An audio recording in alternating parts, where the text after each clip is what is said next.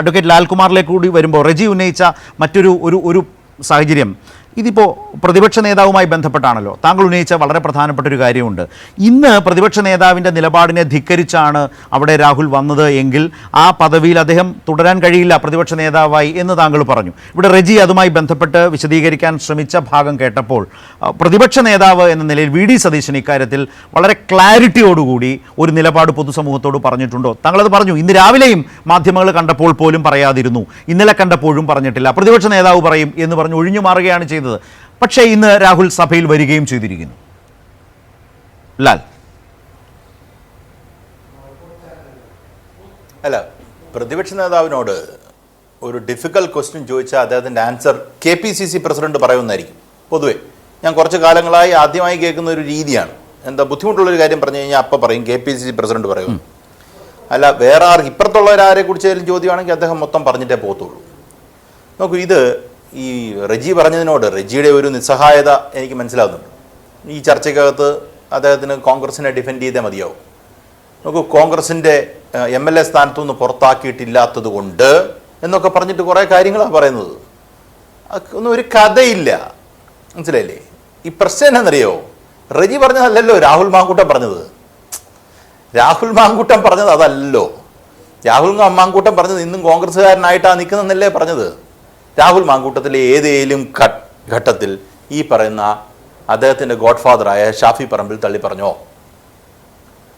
ഈ അടുത്തൊരു ചോദ്യമാണ്, രാഹുൽ മാങ്കൂട്ടത്തിന് നിയമസഭയിലേക്ക് വരുന്നതിന് തെറ്റില്ല, KPCC പ്രസിഡന്റിൻ്റെ വരികളാണ്. അദ്ദേഹം MLA എന്നുള്ള രീതിയിൽ വരാം. ഇത് ഇവരോടാരും ചോദിച്ചോ? ഇവർ പുറത്താക്കിയില്ലേ? പുറത്ത് അദ്ദേഹം പോയി വെളിയിലിരിക്കുകയാണ്, കോൺഗ്രസ്സായിട്ട് ബന്ധമില്ല, അതല്ല ഇവരുടെ വാദം. പിന്നെ അദ്ദേഹം വരുവോ പോവോ എന്ത് വേണം ചെയ്യട്ടെന്നേ. പിന്നെ അതിനെക്കുറിച്ച് എന്തിനാണ് നിങ്ങൾ വീണ്ടും വീണ്ടും വീണ്ടും ഓടി നടന്ന് പറയുന്നത്? എൻ്റെ നിലപാട് ഒരു കാരണവശാലും ഞാൻ പുറകോട്ട് മാറത്തില്ല. ആരാ? വി ഡി സതീശൻ പറയുന്നതാ. എന്തിനാ അത് പറയുന്നേ? കാര്യം നിങ്ങൾ ഇന്ന് പുറത്തു പോയ ആളാണ് അല്ലേ? അതല്ല കാര്യം, അതല്ല കാര്യം. നമ്മൾ കണ്ട കഴിഞ്ഞ കുറച്ച് ദിവസങ്ങളായി കേരളത്തിൽ കാണുന്ന ഒരു കാര്യം, കഴിഞ്ഞ ദിവസത്തെ ശരത്തേട്ടൻ്റെ ചർച്ചയ്ക്കകത്ത് ശരത്തേട്ടൻ ഓൺ എയർ കാണിച്ചൊരു ഒരു മനുഷ്യൻ കാറിനകത്തിരുന്ന് സംസാരിക്കുന്ന ഒരു വിഷ്വൽ ശരത്തേട്ടൻ കാണിച്ചു. ആ മനുഷ്യനെ ഗൾഫിൽ എന്തോ ഉള്ളൊരാളാണ്. അദ്ദേഹത്തിനെ ഞാൻ അതിന് മുമ്പ് കാണുന്ന എപ്പോഴാണെന്നറിയോ? സുധാകരനെ വിളിക്കൂ, കോൺഗ്രസിനെ രക്ഷിക്കൂ എന്ന് പറഞ്ഞ മുല്ലപ്പള്ളി രാമചന്ദ്രനെ എതിരെ സംസാരിക്കുന്ന ഒരു കാലഘട്ടത്താണ് ഞാൻ അദ്ദേഹത്തെ കണ്ടത്. കോൺഗ്രസ്സുകാരനാ, ശക്തമായ കോൺഗ്രസ്സുകാരൻ. കേരളത്തിൽ പല നേതാക്കന്മാരും, ഞാൻ പേരൊന്നും എടുത്ത് പറയുന്നില്ല, പല നേതാക്കന്മാരും വി ഡി സതീശനെ ആനപ്പുറത്തിരിക്കുന്ന ആളാന്ന് പറഞ്ഞ് എഴുതിയില്ലേ? അപ്പൊ അതിന് എതിരായിട്ട് ജിൻഡോ ജോൺ ഒരിടത്ത് വന്നില്ലേ? ഇതൊക്കെ എന്തിനാ? ഈ ജിൻഡോ ജോൺ കോൺഗ്രസ് ആണോ? അല്ലല്ലോ. ഇപ്പുറത്തേക്കുന്നവരാരും CPM ആണോ? അല്ലല്ലോ. ഇതിനകത്താ യുദ്ധം എന്ന് കോൺഗ്രസ് സഹയാത്രികർ തന്നെ സമ്മതിച്ചിട്ടുണ്ട്. കോൺഗ്രസ്സുകാർക്ക് സമ്മതിക്കാൻ വരാത്തത് കോൺഗ്രസ്സുകാർ ചർച്ചയ്ക്ക് വരുന്നില്ല, കോൺഗ്രസ്സുകാർ വേറെ വഴി കൂടുവോ? അല്ലേ? ഇതിനൊക്കെ ഉപരി വേറൊരു കാര്യമുണ്ട്. ഈ പറയുന്ന ആൾ ഈ ഒഫൻസ് എല്ലാം ചെയ്തത് കോൺഗ്രസിന്റെ MLA എന്ന് പറയുന്ന പവറിലല്ലേ? അതിൽ നിന്ന് കോൺഗ്രസ് പുറത്തു പോകാൻ പറ്റുമോ? ഈ പറഞ്ഞ ശബ്ദരേഖ അദ്ദേഹത്തിന്റെ അല്ലെന്ന് അദ്ദേഹം പറഞ്ഞിട്ടുണ്ടോ? ഇല്ല. നോക്കൂ, നിങ്ങളാണ് പവർ അട്രിബ്യൂട്ട് ചെയ്ത് കൊടുത്തത് അദ്ദേഹത്തില്. ആ അട്രിബ്യൂട്ട് ചെയ്ത പവറിൽ നിന്ന് നിങ്ങൾക്ക് എങ്ങനെ പുറകോട്ട് പോകാൻ പാടും? ഇത് ഇനി വരണ്ട, അല്ല, ഇല്ല എന്നൊക്കെ പറഞ്ഞ് അങ്ങനെ നോക്കുന്നേ. നിങ്ങളുടെ നിലപാട് ഈ വിഷയവുമായിട്ട് ബന്ധപ്പെട്ട് എന്താണ്? അടുത്ത പറഞ്ഞൊരു കാര്യം, നമ്മൾ സാധാരണഗതിയിൽ ഒരു എവിഡൻറ്ററി വാല്യൂ എടുത്തൊരു കാര്യം നോക്കും, വിഷയം നോക്കുമ്പം, ഒരു ഇഷ്യൂ എടുക്കുമ്പം, we will always think about the gravity of offence. എന്താണ് ഒരു ഗ്രാവിറ്റി ഓഫ് ഒഫൻസ്? അത് ഗ്രാവിറ്റി ഓഫ് ഒഫൻസ് എന്ന് പറഞ്ഞു കഴിഞ്ഞാൽ ഉടനെ കോൺഗ്രസ്സുകാർ പറയുന്ന വാക്ക് എന്താണെന്നറിയോ? തീവ്രത എന്ന് പറഞ്ഞിട്ട് തീവ്രത അളക്കുന്ന മെഷീൻ കുന്തം കുറച്ചക്കറ എന്ന് പറഞ്ഞു പോകും. തീവ്രത എന്ന് പറഞ്ഞൊരു കാര്യമുണ്ട്. ആ തീവ്രതയെ നമ്മൾ ഗ്രാവിറ്റി ചെയ്യാനാണ് ഉദ്ദേശിക്കുന്നത്. അതിനെ ഈ പറയുന്ന തീവ്രതയും അതിന്റെ സെക്ഷൽ ഇന്റർപ്രിട്ടേഷനും ഒക്കെ ആക്കി കൊടുത്ത് ആ വാക്കിനെ നശിപ്പിച്ചത് കേരളത്തിലെ കോൺഗ്രസ്സാണ് അല്ലേ? ഒരു വിഷയത്തിനകത്ത് തീവ്രതയുണ്ടോ അല്ലെങ്കിൽ ഗ്രാവിറ്റി ഉണ്ടോ എന്നുള്ളത് കോടതി നോക്കുന്ന വിഷയമാണ്. ഞാൻ എൻ്റെ അടുക്ക് നിൽക്കുന്ന ഒരു പെണ്ണിനെ തോണ്ടി, ഞാൻ ഉദാഹരണമാണ് പറയുന്നത്, അതുപോലെയാണോ ഞാൻ കയറി പിടിച്ചു എന്ന് പറയുന്നത്? Is it same offence? Gravity of the offence is different എന്ന് പറയുന്ന പോലെയാണോ ഇവിടെ നടക്കുന്നത്? ഇവിടെ നോക്കൂ, പറയുന്നത് അപ്പുറത്ത് നിൽക്കുന്ന പെൺകുട്ടി പറയുന്നത് അവർ ഫോഴ്സ്ഫുള്ളി അബോർട്ട് ചെയ്യപ്പെട്ടു എന്നുള്ളതാണ്. അത് നമ്മുടെ കൺമുന്നിൽ എക്സ്പ്ലിസിറ്റ് എവിഡൻസ് ആണ്. ഞാൻ എൻ്റെ മാധ്യമപ്രവർത്തകർ സുഹൃത്തുക്കളോട് സംസാരിച്ചപ്പം ഒന്നൊന്നും അല്ല വിഷയം. There are number of cases there are number of cases which is yet to be revealed. ഇതാണ് സത്യം. അങ്ങനെ നിൽക്കുന്നിടത്ത് അത് കോൺഗ്രസിന് അറിയാവുന്നതാണ്.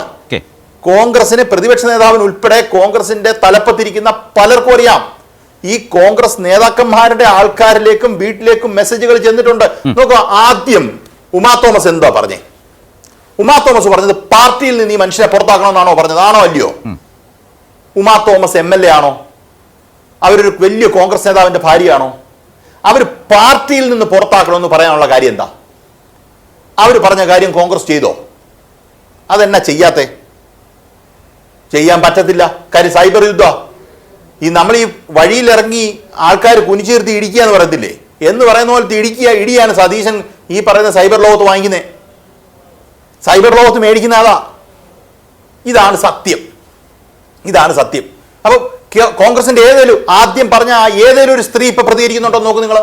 അപ്പോ ലാലു വലിയ വിഷയങ്ങളുണ്ട് ശരത്തേട്ടാ. ലാൽകുമാർ പറയുന്നത് സൈബർ അറ്റാക്ക് കൂടി നടത്തി പ്രതിപക്ഷ നേതാവിനെ വരുതിയിൽ നിർത്താൻ ഷാഫി രാഹുൽ സംഘത്തിന് കഴിഞ്ഞു എന്നാണോ?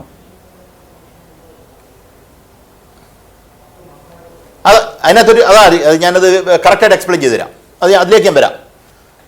ഈ പറയുന്ന യൂത്ത് കോൺഗ്രസുമായിട്ട് ബന്ധപ്പെട്ട് ഒരൊറ്റ സ്ത്രീ അല്ലാതെ വേറെ ഏതെങ്കിലും ഒരാൾ ഈ ഇതുമായിട്ട് ബന്ധപ്പെട്ട് സംസാരിച്ചോ?